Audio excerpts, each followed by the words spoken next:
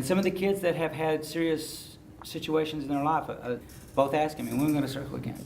And they're the ones that didn't want to talk at all when we first got in here. I think that every student at Mesquite ISD deserves the opportunity to experience restorative practices. I think it's just a chance to connect with your kids. It gives your students a voice, which I think so many of our kids don't feel like they have a voice. And somebody said it earlier in the circle. Your students that speak a lot in class, you get to know them. They want you to know them. And then there's other kids that just kind of fall to the back. And as a teacher, you try to reach all of them. But if you have a class of 30, 35, some of our teachers have, you can't get to every kid. We spend all day teaching our kids about math, science, English, but at no point outside of circle really do we teach them how to be humans, like humanity, how to talk to one another, how to connect to one another, how to listen to one another. And I have one student who doesn't talk much, but now since he's talked in circle in class, he said that he liked art. So now in class, all my students will ask him, hey, can I see your art book? What have you drawn today? To where before, he would not say anything and no one would talk to him. You know, my teacher hat, my principal hat is off. And now I'm just going to bring in the human element. I also mentioned in the circle in regards to the pain that I see in students' eyes. That's something that a teacher may not see. They've got a classroom full of 30-some-odd students. If the relationships are not there and the groundwork is not there, then there could be an offense occur. And so that really makes me think, am I simply a disciplinarian as a principal? No. Mr. Brassell, in my class, when we go back to class, they're like always talking about him, how they love when he comes to circle. To where at the beginning of the year, they were nervous. They're like, oh no, I'm not in dress code. I forgot the wrong shoes, and we're freaking out. And now they're like, oh, is Mr. Brassell coming? I hope he's in there, and get really excited. It can't continue to be so much of a violation of rules. It has to be a violation of a relationship. We have to gear our mindsets that direction. So many times we want to go to ISS or we want to go to ISD, we want to fix the situation.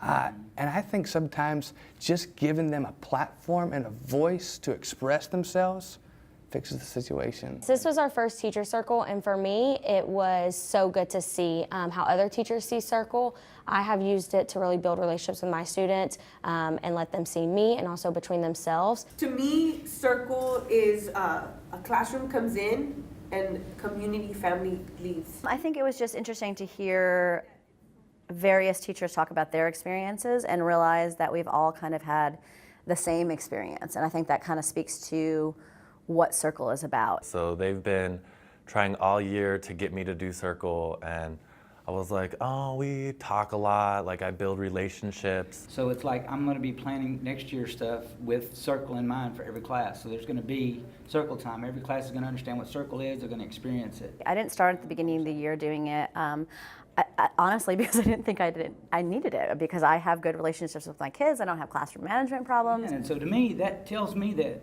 what we're doing makes a huge difference in some kids who wouldn't normally say things. But then they say things like, you've been a really good role model. You've taught me how to be myself. You've taught me how to not care what other people think.